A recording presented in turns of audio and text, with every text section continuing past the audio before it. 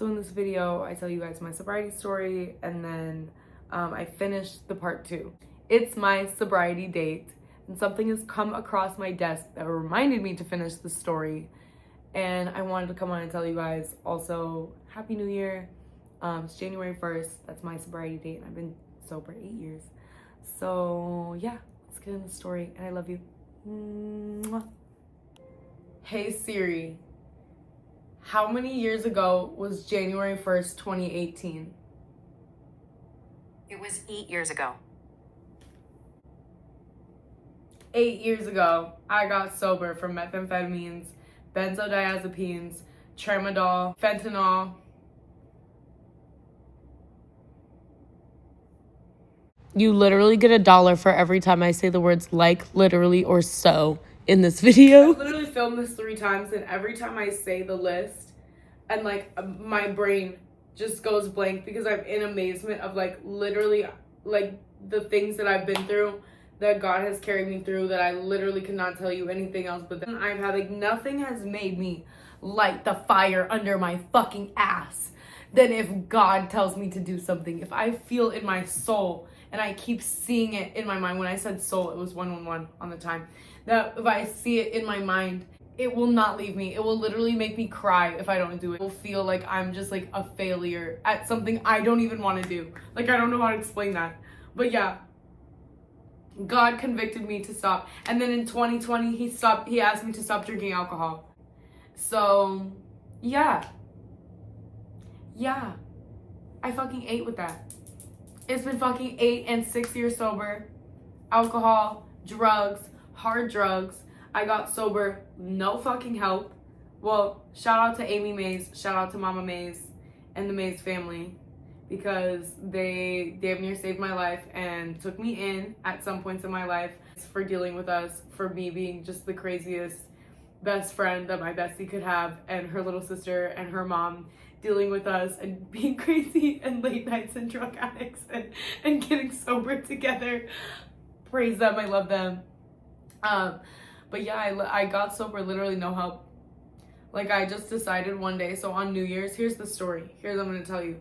I was at my sister's apartment with some friends of her girlfriend at the time. And we were all hanging out, having a blast, and everybody was railing ketamine and doing Xanax. Super bad. And the Xanax was fake, it had fentanyl in it. So people were bent in the house. There was like all over the table. And it was just a very bad night. And I saw, in my mind, I realized, like, take the fact that some of these people are like senior college students, and that we're in like a college party scene. Take that out, and you look at this from an outside perspective. This is addiction, real bad. But so this story time in particular is this moment that I decided to get sober. So I'm looking around and I'm like, damn, this is fucked up.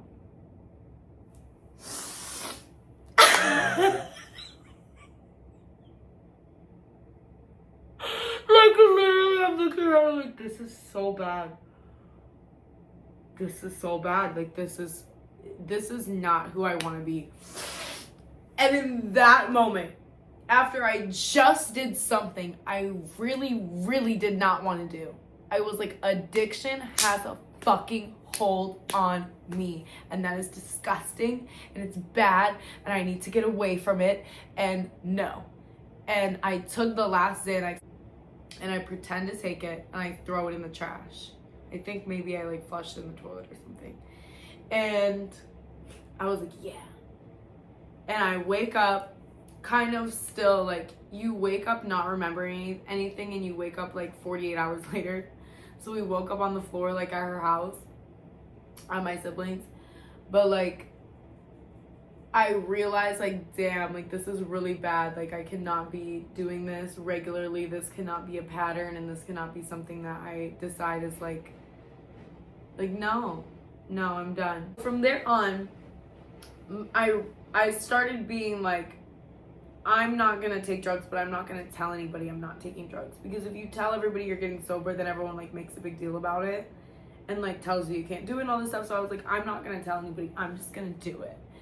And I started getting sober, and I just literally would take the Xanax, like put it in my pocket, don't take the drugs, and I start to see that people think that I should be passed out, like, oh, she should be fucked up by now, like. And they started being like, asking me questions like I was stupid, talking to me like I'm fucking dumb. And I was like, no, wait a minute. So I would respond like I'm fucking stupid. And I'd be like, nah. And they would be like, haha, yeah, for sure, she's fucked up. And start talking right in front of me. Real shit. Being like, yeah, fuck this bitch. She's fucked up and da da da da. And in my mind, I'm like, oh my God. It's fuck these people.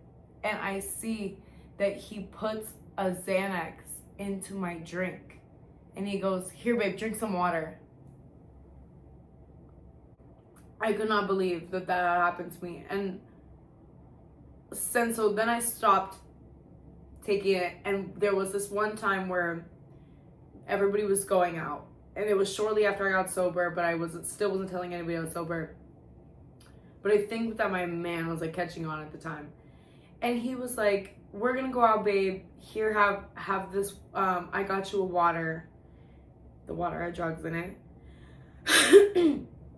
And we're gonna go out, and we're just gonna be down the street like playing pool.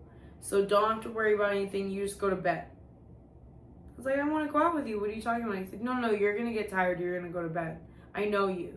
I'm going to put on a movie for you. And he puts TV on for me. And he's like, okay, good night. And he's like, wait. Let's do a shot. And he like drinks. Like he gets some alcohol and we like start to like drink a beer together. And I was like, he's trying to mix the alcohol with the drugs he's trying to give me to fuck me up. And I realized that he, this whole time, had been doing drugs with me on purpose. I'm an addict, and I'm having a hard time stopping. This person, who's literally a teenager, that is my age, is drugging me out so that he can, like, take advantage of me. So I was like, holy shit. I've been fucking wasted this whole time. I didn't even realize this was happening to me. And then I realized, how much other fucking shit am I not realizing because I'm wasted? Where's my money going? I started realizing that they think I'm passed out. So I pretend to pass out. I'm gonna go sleep. I hear them come in. He opens my drawer and goes and rummages through my drawer, steals all my jewelry. There's nothing I can do about it because he's fucking armed. I hear him stealing my stuff. He takes all my pills. I hear him taking the drugs. Yeah, and when I say he in this, I'm not talking about the boyfriend that I keep referencing. The boyfriend that I keep referencing gave the keys to my house while I was sleeping to a random man and was like, hey, yeah, you can go lick her shit. And literally let him rob me while I was sleeping. And there was damn near nothing I could do about it because I'm in the room alone with a grown-ass man. And what am I going to do? Catching him take my shit. Like, literally nothing but put myself in a bad situation. So I never said anything. And that's also caused to, like, I now had to do, like, deep therapy on if something is really wrong, I won't speak about it. Like, I really had to have changed my whole perspective on being allowed to speak about things that are uncomfortable, because there were times where, like, I had to stop speaking. Like, bitch, shut the fuck up because you might die. So, yeah. That I sell. I was like, which was, like, my money at the time, basically. And I'm like,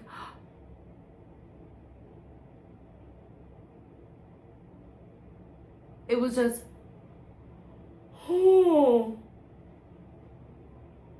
it was insane. And the fact that this was happening in front of my face, but I was so high and fucked up that I couldn't remember, and I had no idea it was happening to me. I was like, okay, I need to make some serious changes.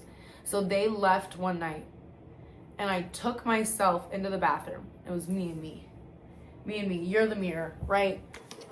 I get in the mirror and I'm like, what the fuck are you doing? Like, I look dead ass in my eyes and I'm like, what the fuck are you doing? I don't know what the fuck is going on. I've never seen some shit like this in my fucking life. But you, bitch, you look like a fucking crackhead. And you are doing crackhead ass shit with some fucking crackheads that are fucking drugging you, bitch. They don't give a fuck about you. They don't care about you. Nobody fucking cares about you. Fucking get out of this mess. You and you are going to do whatever you have to do to get out of this. You are going to fucking strip your ass off. Like, whatever you have to do, you are going to fucking do it to get out of this mess. I will not stand for this. Like, literally, me to me in the mirror. We are famous, bitch. You are supposed to be doing big things. This is not it. Because I had that vision.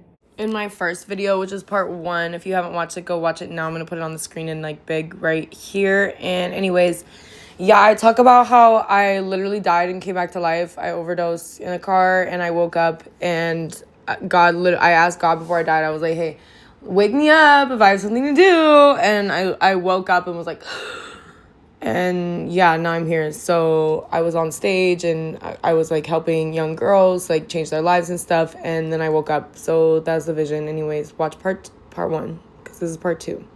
Love you. Yelling at the mirror and then it's like talking back to me. But this was what I was saying to the mirror. And I was like, oh my, like, bitch, you're fucking done. That's some serious ass shit. You need to get your fucking life together. And yeah, I stopped taking drugs. I started refusing. I said, I don't need that shit. People try to give it to me. I'd be like, I don't need that shit. Why? So you can go through and take my shit? Now all of a sudden, what? How did you know? Not I didn't do it. It was a, how did you know? Because I sat there, I said, because I didn't take the drugs, stupid. You think I'm fucking dumb? I've been letting you fucking do all this shit. I let you do it. Are you happy with yourself now? You fucking steal from little girls? Right. I know what the fuck I'm talking about too. Bet we can both be sly in this bitch. And I took all my shit. And I think for a period of time, maybe I relapsed like once or twice. It was hard to stand like in that ground. Like I said that at the time and I was like, yeah. And then I come home and I don't have anybody. I don't have anybody's support. I'm working 40 hours a week. We lived together at the time in the house with my family, like, but it wasn't my full family. Like my family doesn't live together. It was my dad and my dad's like roommates that were like creepy, and then me and my boyfriend, and sometimes like a friend that would stay with us and rent the room upstairs on my behalf, and then like sometimes my sibling would come and stay. So it wasn't like my family, but he was like in my house, like he was like part of the squad. And so even though like, okay, it's fuck you and you've been drugging me, but also we eat breakfast together every morning at the table. So like, I don't know, like you couldn't just be like, okay, it's fuck you and get out. And when I did kick him out, I threw all of his stuff out when I found out, and like threw literally out the second story window. I threw the Xbox that I paid for just so that it would break. Like, but okay, so I literally kicked him out, and my dad comes home and all of his stuff is on the lawn, and my dad brings in all of this stuff. He puts it all in a box and he brings it in the house, and he goes, he looks at me and hands me the box and goes, "You're just like your mother, so fucking emotional." Like, literally, I just found out I've been being drugged and sexually assaulted for like months. And I tell my dad, and he literally goes, "You're just emotional like your mother." That was the beginning of the end. The same boyfriend saw that I got a dog, and I was posting that I got a dog, and everybody, they gave me Prince, which I'll tell Prince's story time. And my sibling and everybody's posting my dog, and he's stalking me online and stuff. And this dog, we end up fate. He moves in to the Section 8 housing across the street from my brand new apartment. I move into a city view, Space Needle view, downtown Melrose Avenue apartment. And the fucking Space Needle. Everything is beautiful. It's a beautiful apartment next to Section 8 housing. And this man lives there. Coincidentally. At my first luxury apartment. So, and I'm dancing like to make the rent and stuff. And this was just, I only lived there for like 60 days. And within that 60 days, he attacks somebody with a similar dog. And that dog, he ends up going to jail for like stealing the guy's dog. And he was like yelling at the guy, being like, "You fucking are too, huh?" I dated this man, he was gorgeous. I dated him when he was a top tier salesman. He was #1 sales rep in his city and had like 5-star sales. He made enough money, like at least $5,000 a month, which was a lot for like a 17, 18-year-old. And he made money. And he was good at what he did. And he was a salesperson. He taught me about sales. And he never let me touch a door. Every time when I got home from work, he was at the door to hold all my stuff and take my things from me. Open my car doors. Even when he was like drugging me out, he still took care of me so nicely. Like, the chivalry was so good. Carried my stuff for me. His mom was a great mom. She had a lot of problems, but she was a great person. Loved Summer Power. But yeah, he was a horrible person that like treated me so good. I don't know how to explain that. And I was stuck in such a manipulative, abusive relationship. And him and my dad were like this. So my dad, who like abuses me and manipulates me, with this like ganging up on me with this fucking abuser manipulator who's also protecting me from my dad and like other people who lived in our house. It was just a very toxic situation. And I realized the only way I'm gonna stay sober and stay like on an enlightened path is to get the fuck away from everybody. And the only way I was gonna do that was to strip. And the only way I was gonna strip and be in a club environment is if I was sober. Because if I'm drunk, I'm gonna get wasted. I'm gonna get fucked up. And yeah, I like just started smoking hella weed because you could smoke. And I got California sober. I didn't have fucking like my best friend literally died because he couldn't get off of the drugs that I was on. And I just like, here we are today.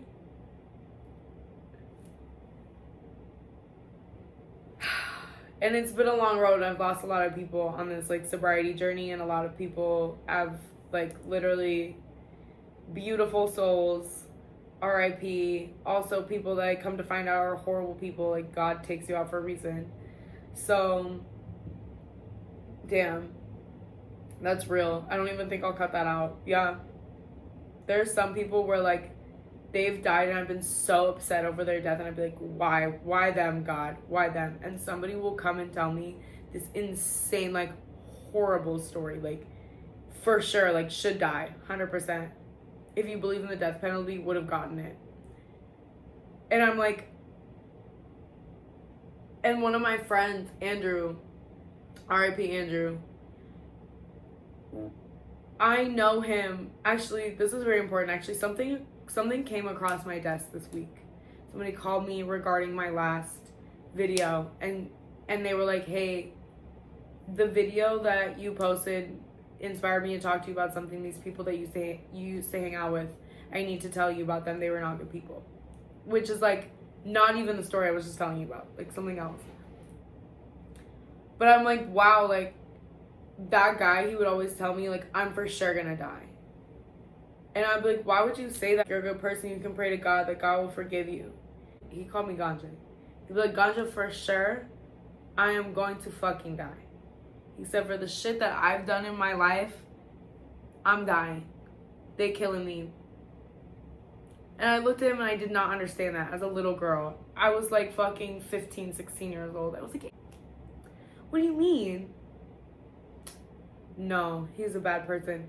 But he always protected me with like an iron fist because he knew that I was a good person and he knew how bad people could be and what he had done. So when I went to like enforce goodness upon other people, like he always had my back. And I don't know how to explain that to people, like that I find this like beautiful love for people that were horrible people who've decided to change their ways, but it's like way too late. But they are good people, and they know what good is, and they just like can't change it because they're addicted, so ingrained to like something bad, which is like coming back to the whole circle. And I think that like it's really an addiction, and an addiction is when the enemy takes over you, which the enemy in the Bible only ever lied to you. It's just a mindset, which I'm probably gonna say that in all of my videos. I said that in my last video. It comes out to everything that I talk about. The enemy is just a fucking mindset. It doesn't matter where he was called, but if not, he does service to God. Like literally just, it doesn't matter where he found you. You could be a horrible fucking person, but you could literally turn it around by being a good person, because then those people are the type of people that made me believe in being a good person. You know what I mean? And then there's some people that are like horrible people and they like commit to that horribleness, and they still to this day are horrible people. They have horrible lives. I don't understand what they could even think they have on me type shit. And they also made me believe in being a good person, because I don't want to be angry towards somebody who has literally nothing.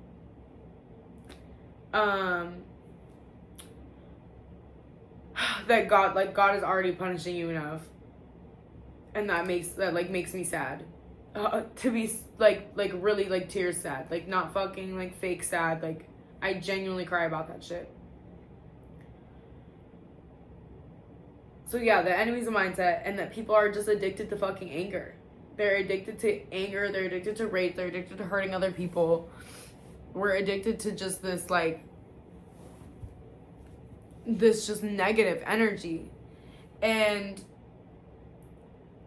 with sobriety, I feel like people are addicted to energy.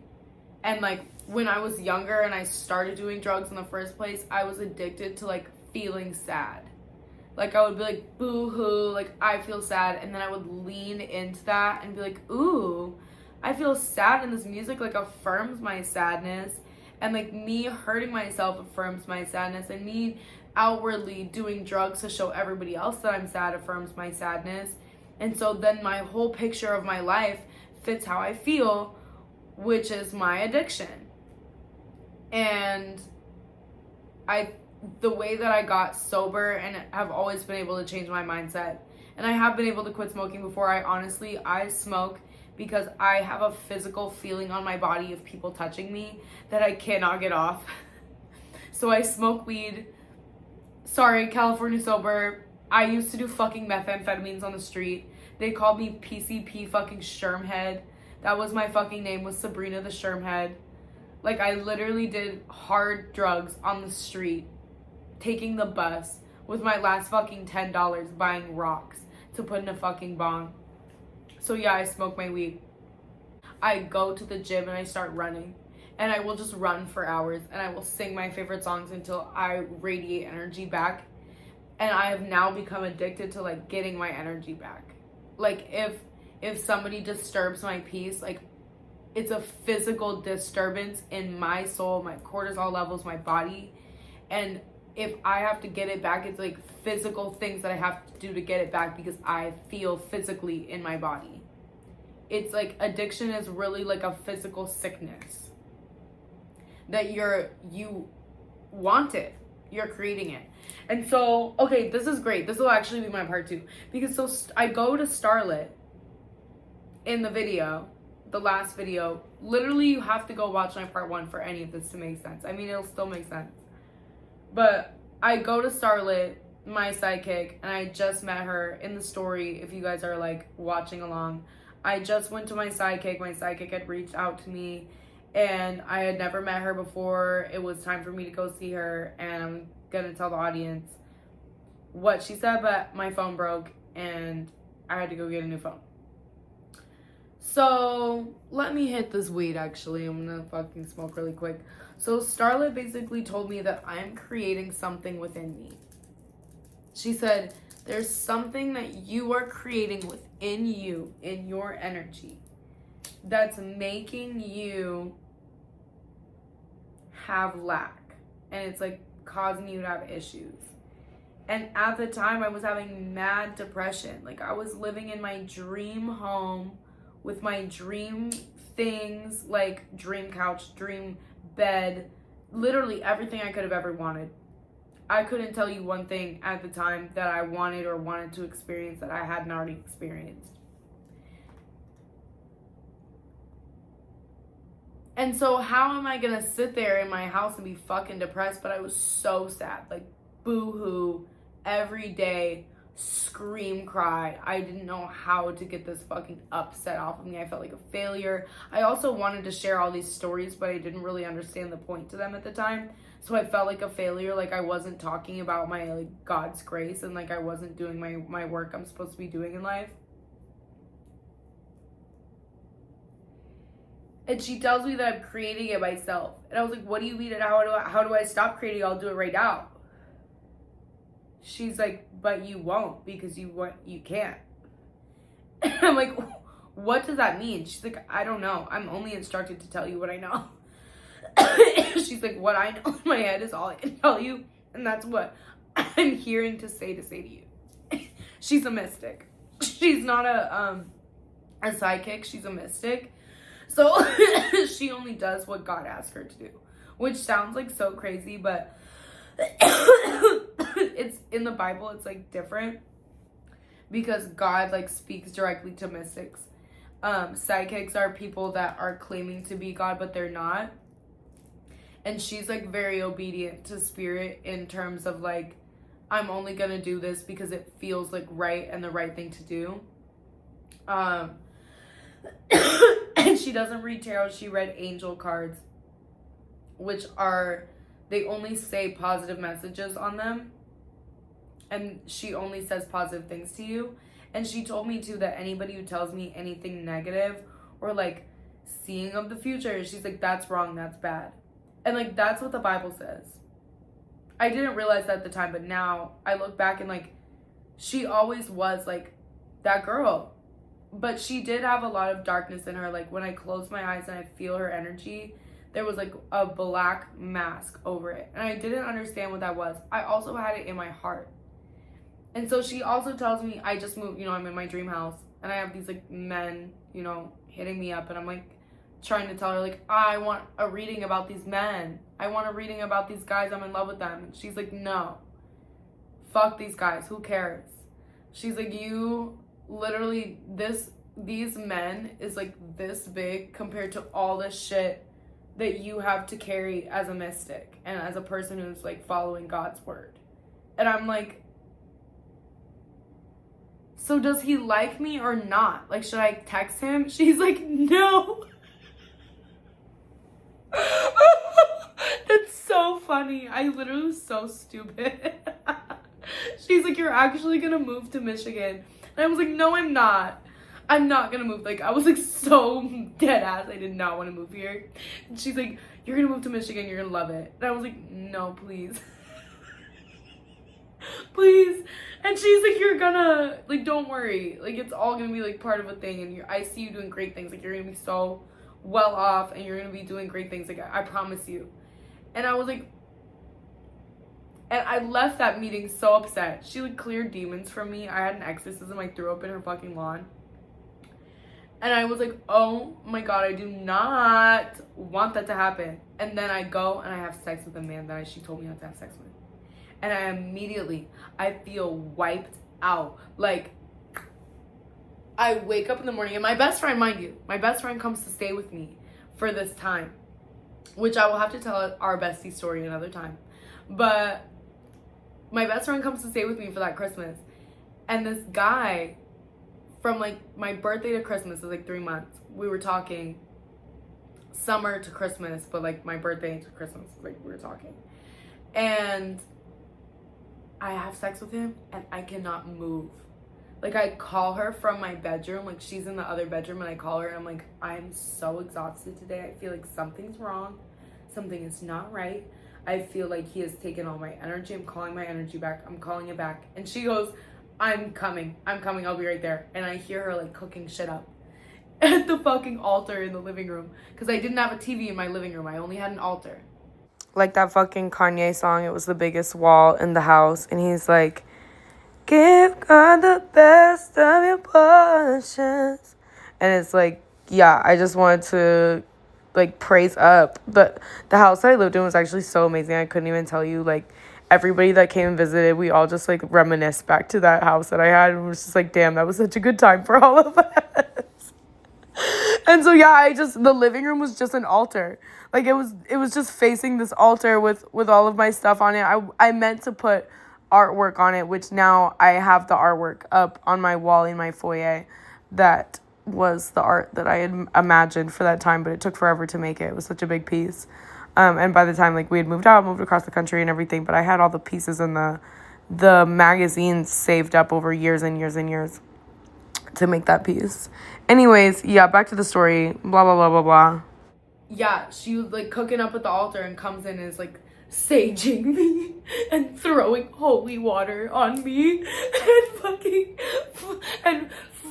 Florida water and holy water and brings me tea, and she's like, you're gonna be better, like you're gonna be fine, like opens the windows, is like trying to clear me from this fucking demon. And I genuinely like feel like all of my energy was sucked out of me. And right after that was when my apartment flooded, which we'll talk about that, but I think it was not connected. It wasn't like the spirit fucking like came at me and then it took down my whole house. Like I let this spirit into my soul and then asked God to show me where my highest self is. So God flooded my house with the rain and made me move to Michigan, and that was the only place that I had sustainability and a job and a place to stay and a place for my dog and everything. It was the only place for me. All of my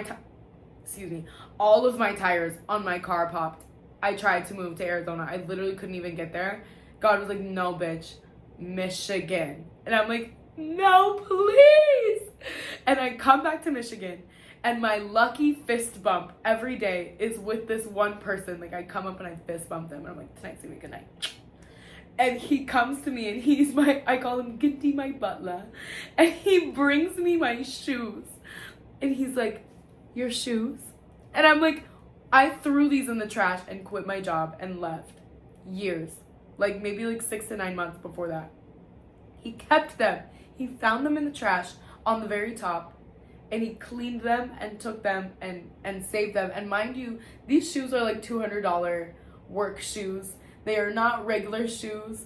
And the fact that he saved them saved me lots of money, and it was very kind of him.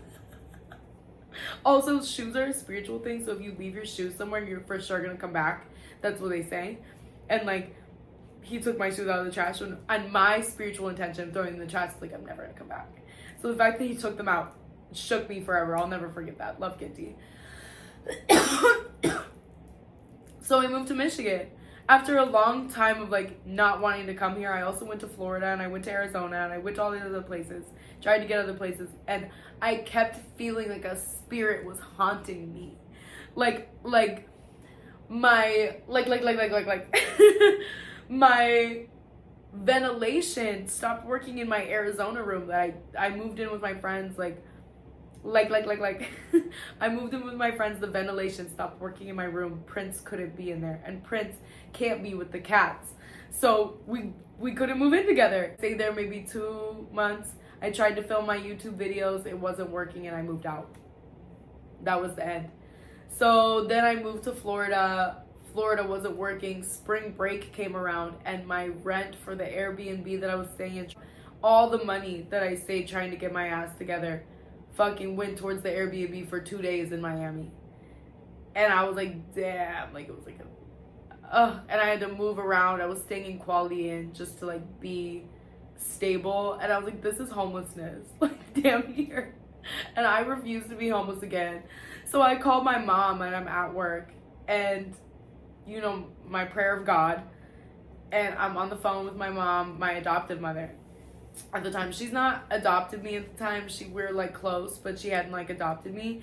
And she goes, I'm like, Mom, I'm trying. And she goes, you know, sometimes you just gotta get your ass up and you gotta keep working.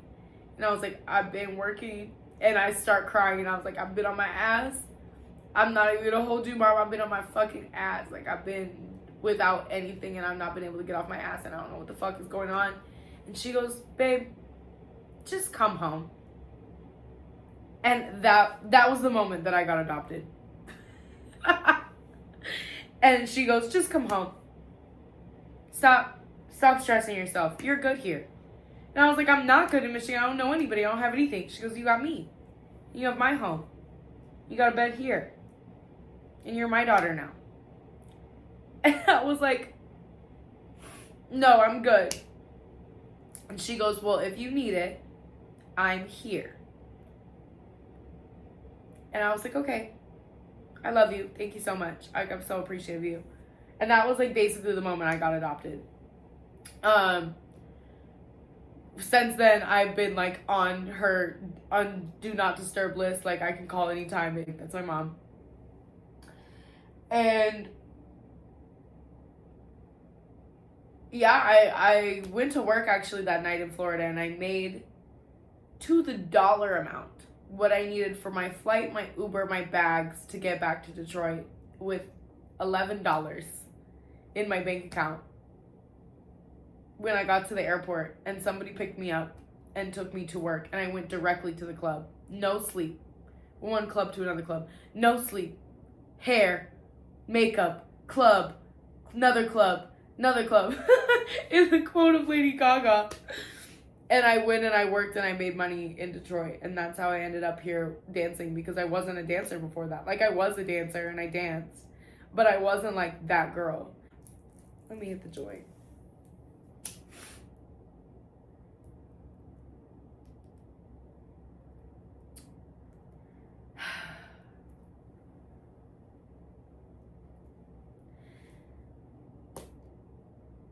So I'm in Michigan, and I'm damn near like getting off my ass, and then I get to an apartment. They take my hold and my first month, and then they decide on my move-in day, hey, we're not gonna give you the apartment, yada yada. And I can't get the place, and all of a sudden I get these houses randomly. This guy comes up to me, he goes, hey, I've seen you work here every day, 7 days a week. I've seen you make your rent for my places 8 times in a day shift. He was like, on a stage, I will rent to you. I was like, do you know I'm looking for a place? He's like, it's been said. I guess, like, I was the baddest, richest homeless person you've ever fucking met in your life. It's like he just, yeah. And I started doing root work, like planting plants and spending time in the garden, healing, taking care of my body. And I noticed that I still had this sadness from, it was like from my smoking or from my drug abuse. Like, I couldn't really put a finger on it, and why I was so addicted to this sadness, and why I wanted to be so sad, and why I couldn't not be sad, and why my body wanted me to pay attention to the sadness. And when I closed my eyes, everything was like white and beautiful and happy. But right here, there was a black hole just fucking eating up my soul. And I didn't know what it was. So in my series of doing root work, I go to a witch shop, and she gives me this reading, which I'm not even gonna put that in the thing, but she gives me a reading and like basically reads out my whole fucking life. And I was like, and she goes, I think that you should come to this reading where supposedly Enoch from the Bible, the angel, channels through this lady and talks. a little skeptical, could be demons.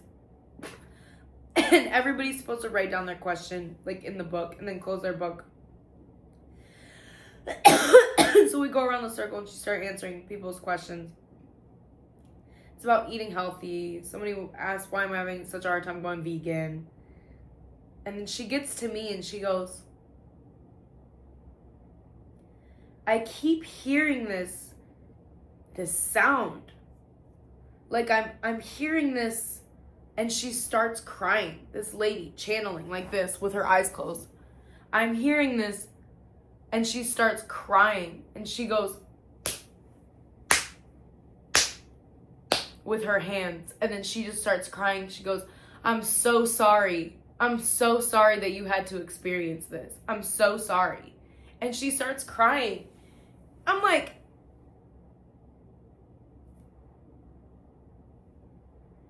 and I'm gonna see if I can input the footage. I think it got deleted. Like, I keep having, like, I'll have people go through and delete my footage and go through and watch stuff, and they will, like, delete important stuff to me. So I may not have it anymore. But yeah, this lady, because it was like a black screen, but her talking for 45 minutes, and sometimes I'm like, why do you have this like black video of like just a black screen for 45 minutes, but it's her talking.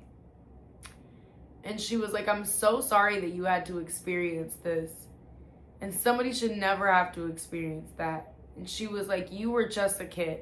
You were just a kid. And I was like, what the fuck is she talking about? And I start like crying. I'm like, holy shit. And then I go home and I start remembering shit, bro. I'm like, and I remember a time where my dad and I were arguing, but I was like a kid. I was fucking like 6 years old.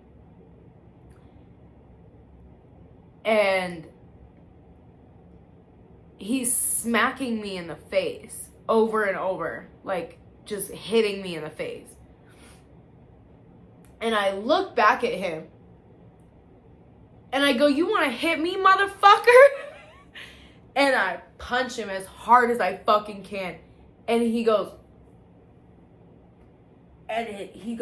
God! And he's pissed because I just got him in the fucking face. And he turns around and he just punches the fuck out of me as hard as he fucking can. So then when I was older, my nose broke very easily when this other girl hit me in the face. Because my dad punched me in the fucking face. And I forgot. Because it was so traumatic. And then mind you, the guy that I was like fucking dating, who I was getting sober with, he cheated on me with my best friend, okay? That's why we stopped speaking. He cheated on me with my best friend. Fuck that guy. Fuck that bitch. Right? The bitch told me before that I found out that they had like fucked. She had told me that she pulls me aside and she's crying. And she goes, I've done something very bad. She didn't tell me she fucked my man. She just like, but this is my best friend. And so she's like, I've done something very bad. By the way, bitch, if you watch this, if for whatever reason you ever watch this and you see this, it's not fuck you anymore. I'm sorry. And I love you. And I wish I tried to talk it out then. I wish we could talk it out now. But that's okay. Because that was something that you went through, but you taught me this. She told me that, she pulls me aside, she goes, I did all that, but she didn't tell me that she did that. But she's like, I did something very bad. And my sibling has told me that I used to get punched in the face when I was a younger girl. And I became borderline personality disorder. And she goes, I've just got diagnosed with it. It makes me want to be involved. Like, it makes me want to do toxic things on purpose to people. And I don't realize it at the time, and it's very hurtful. And then I need to, like, stop being like that. And I was like, she's like, I need to move away. I'm going to move to the other side of the country, and I love you. And she, like, moved away and left. I find out that this bitch fucking fucked my man while she was staying with me. and all this. It was so bad. So bad. She had her own bedroom at my house, guys. Anyways, I forgive you. We were kids. Sometimes people just do horrible shit. I just know that she's not that type of person anymore. I just feel like she's not. I don't know. Sometimes people never change, but I feel like she's not. I feel like she's not like that. She was such a sweet, like, explore the world, holistic girly. I just feel like, yeah, I don't know, she changed. For sure. But anyways, she used to get punched in the face as a kid. So, she blacked out and, like, forgot that. Not that we had the same, that I turned into a horrible person because of it. But that she used to be abused so much that she forgot it. And when the lady said that to me at the spiritual session, and then I remembered that happening to me, then all of a sudden I started remembering every other abuse that's ever happened to me. Boom, boom, boom, boom, boom. And it was overwhelming. Like, every day a new memory. But now I'm thankful for going through that time and, like, in that house. I think back to it now as, like, such a beautiful time to get to process all of those emotions together as, like, a healing thing. And, like, people pay money to go to ceremonies to get to heal the way that I healed in my yard. But also, fuck that shit. But also, I've been through some bad shit. Like, that's crazy. And I had to think of it all in 1 year, and, like, that could make somebody go insane. And I really wanted to just stress the fact that it's just the same mindset that has gotten me sober. It's the same mindset that stopped me from fucking doing meth. It's the same mindset of just, I do not see my life being this way. The person that I want to be is not somebody who treats people this way. It's not somebody who does these things. It's not somebody who acts this way. And how do I need to feel to be able to be acting in the right way? And, like, a lot of people will tell you, like, doesn't matter how you feel. And, like, I 100% disagree with that. It matters what you feel because you feel it. You experience it. So you have to change your feeling. You can't like how you feel. And that's where people are, like, not explaining it. Like, people say these, like, vague concepts of, like, you gotta just bust through it, bro. And, like, nobody breaks down, like, how sobriety really works and how the mindset is as I hit the fucking cigarette joint. But you have to fucking want something, and you have to want to stop wanting the other shit. And then whether or not you actually feel that you want to stop it, you have to want to curate a new feeling and decide that you want a different feeling. Now, let me say that again in a different way, because I know that was confusing. I'm also high as fuck, and I'm smoking a joint, and it's 4 a.m. on New Year's Eve. 4 a.m. on New Year's Day, January 1st. But it's 11 degrees outside, 11:11. But you have, like, the leaning in to let me do something that's toxic needs to stop at all costs. And I feel like sometimes people are doing that, like, when people are racist or homophobic, it's like, let me lean into hating. And, like, let me lean into this enemy that doesn't like other people for whatever reason. Let me lean into this negativity. Women with toxic partners. I'm just gonna text this man I know that's bad for me. It's like, we all have that, and then the food that we eat is actually making it, like, 10 times worse. Like, it makes you want to crave those things that are bad for you because we're putting bad things in ourselves constantly. So now our body is physically craving it, which is a third hold on that, like, enemy taking over your mind. So I think I'm gonna stop this here, but yeah, maybe, I hope I completed all the stories I was telling you in this.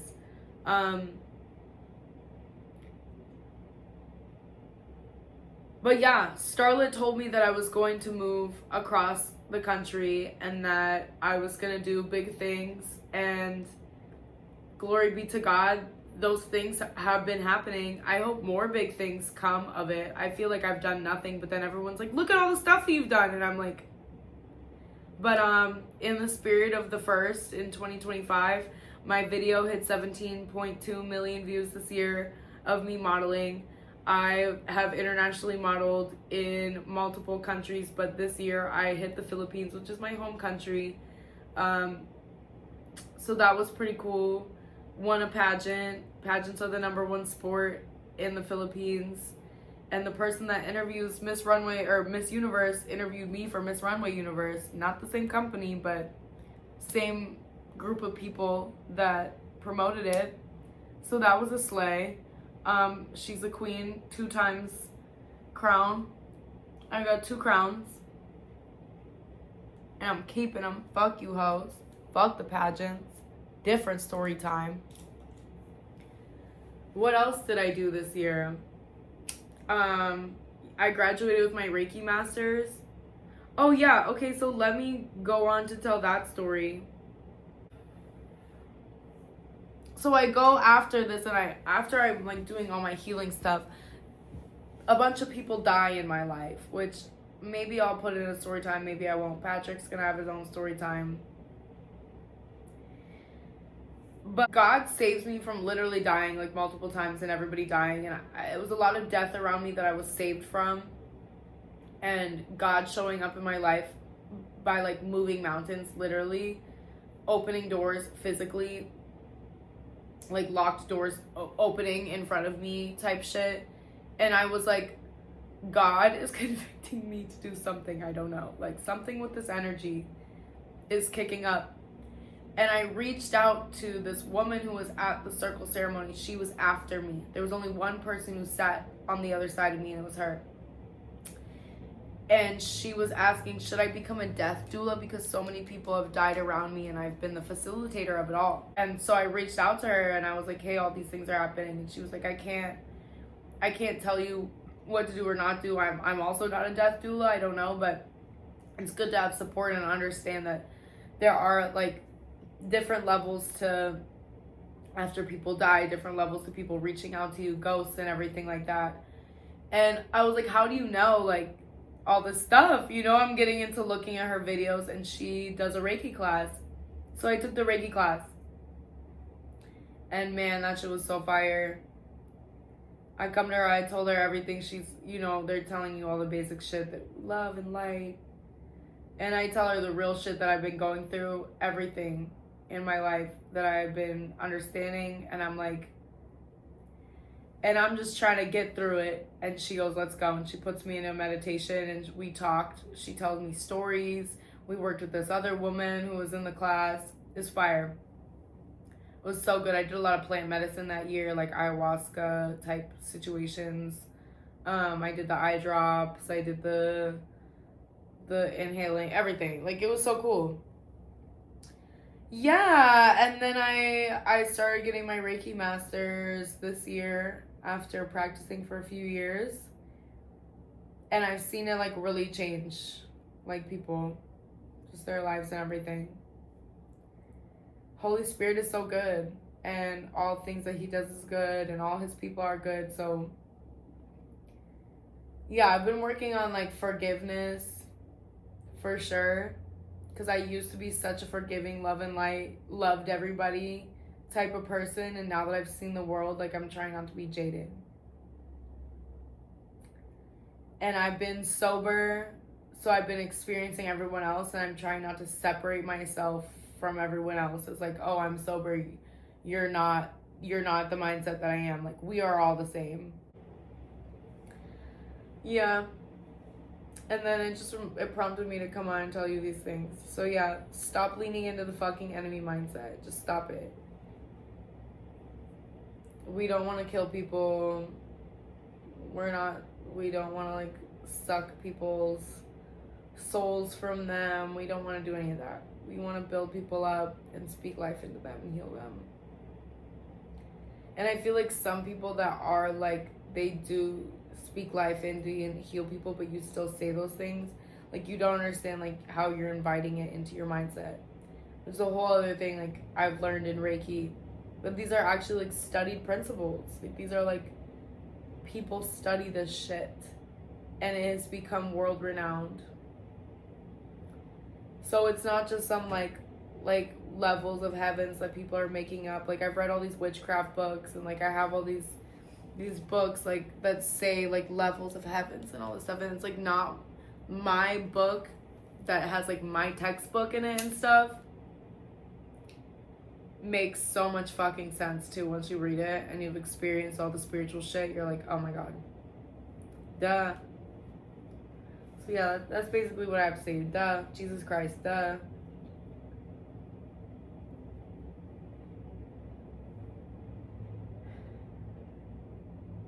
Forgive your neighbor, love your brother.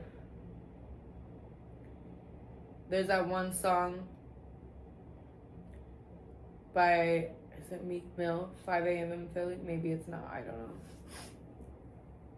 But he says, hating on your brother like that shit is a bad John. Which is funny because, like, I think it's the book of John that says, like, you shouldn't hate on your brother. I just thought that was funny. See? Anyways, good lyrics. I'm gonna go. But yeah, I've been sober 8 fucking years. Not that, like obviously you should be, but as a kid with no support, got homeless, became a stripper. I've been in the club industry this whole time. Never fucking snuffed a nut, not one time. Thank you and amen. I love you guys. I'll see you in the next video. Like, comment, click subscribe. Tell me how long you've been sober or how long you've been wanting to get sober in the comments. When you got sober and what the time is for that timeline, sobriety day, whatever you want to put. And I'll respond with my little chips. I'm gonna maybe like get like a little like chip emoji, and I'll send you guys chip emojis for your chips. I love you. Mwah. Thanks for letting me be me in this video. Maybe I should film an intro. Okay, I'm gonna film an intro. Okay, love you guys. Good night. Been watching this long. Here's my video where I made the studio and I'm talking about LA. And here is my video that I just uploaded about my testimony, my sobriety story. Put in the comments that you watched this video. If you're gonna go watch these videos, tell them where you found me. Okay, love you.